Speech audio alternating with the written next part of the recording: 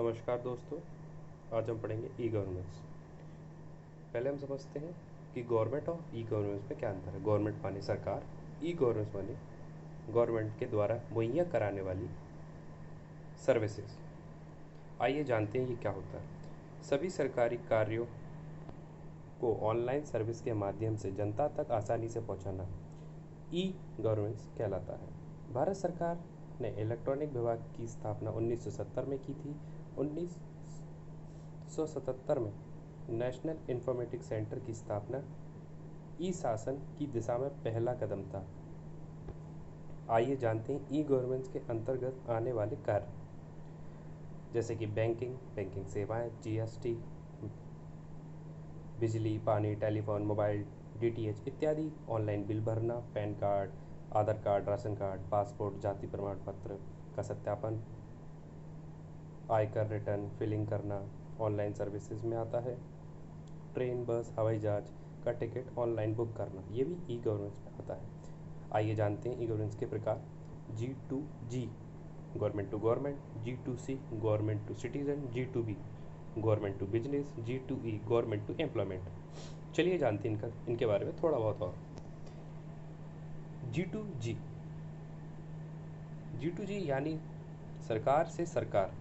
जब सूचना और सेवा का आदान प्रदान सरकार की परिधि में G2G के द्वारा किया जाता है।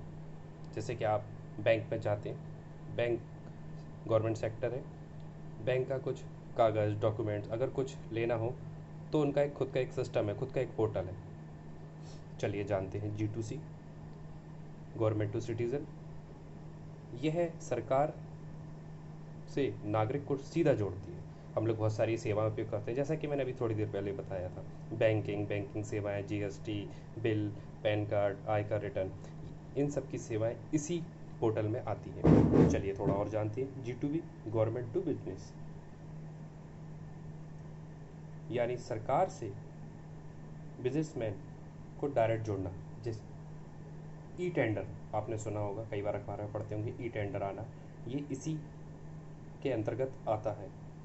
ये व्यापारियों को सरकार से जोड़ता है। चलिए थोड़ा सा और जानते हैं।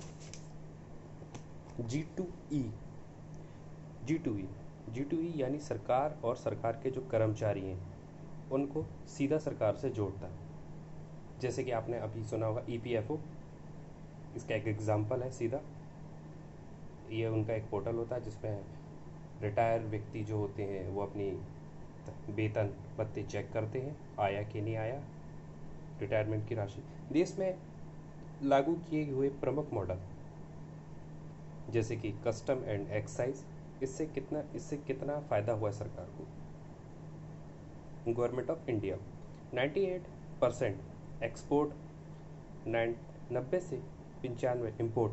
डॉक्यूमेंटेशन कंप्यूटराइज हो गया, मतलब पेपर की आवश्यकता नहीं हुई है, सब कंप्यूटर के द्वारा हो गया है। टैक्स रिटर्न करना, इलेक्ट्रॉनिक फाइल भरना, ये सब सरकार को फ़ायदा हुआ है। इंडियन रेलवे, जिसके बारे में आप अच्छे से जानते हैं कि आपको टिकट बुक करना हो, रिजर्वेशन करवाना हो, कैंसिल करवाना हो, बहुत अच्छे से आप जानते हैं। पोस्टल डिपार्टमेंट, इसके बारे में भी आप अच्छे से जानते हैं। जब कभी आप स्पीड पोस्ट डालते होंगे तो आप उसको ट्रैक कर सकते हैं, वो कहाँ तक गया, कहाँ तक आया, ये सब भी इसके अंतर्गत आता है। पासपोर्ट, वीज़ा, आप अच्छे से आप जानते हैं, इसमें डॉक्यूमेंटेशन जितना भी हो गया है कंप्यूटराइज हो गया है। आप कहीं भी कभी भी बैठ के आप आराम से 100% अपने डॉक्यूमेंट को सबमिट कर सकते हैं। एक पुख्ता जानकारी, भूमि, लैंड रिकॉर्ड, इसके बारे में शायद आप बहुत ही कम लोगों को पता हो।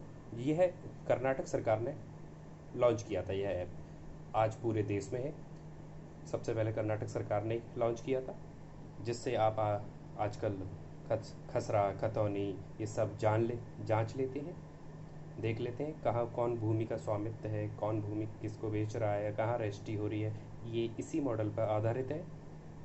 मध्य प्रदेश सरकार ने, ये बहुत ही इम्पोर्टेंट है और क्या पता ये आपके पेपर में भी आ जाए प्री आने वाले 2020 में। मध्य प्रदेश सरकार ने एक मॉडल लॉन्च किया था जिसका नाम है ज्ञानदूत। यह डिस्ट्रिक्ट धार में है, लॉन्च किया था। इससे इन लोगों को ये उन लोगों के लिए पोर्टल था जिन लोगों ने गांव की सेवाएं जानने के लिए, भूमि, अ, सरकार के द्वारा आने वाली सेवाओं के बारे में। ये मेरा पहला प्रयास है वीडियो बनाने का, और पीडीएफ आपको मेरे टेलीग्राम चैनल पर मैं लिंक दे दूँगा, आपको उस पर मिल जाएगी। कुछ गलती हुई हो तो क्षमा कीजिएगा।